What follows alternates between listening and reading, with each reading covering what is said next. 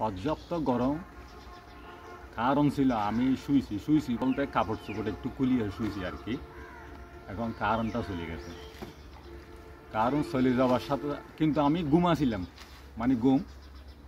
মানে এমনভাবে মশাই ধরছে যে বলার মতো না।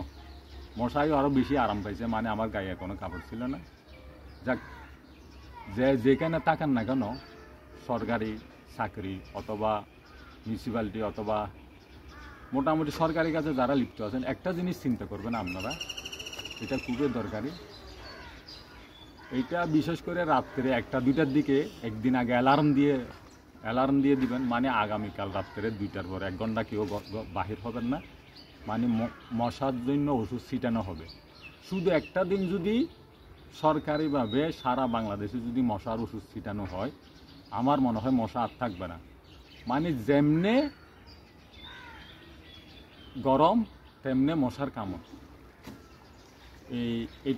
এইটা যদি আপনারা একটু করেন, আমরা সাধারণ মানুষ আমরা একটু কি শান্তি পাবো। আসসালামু আলাইকুম।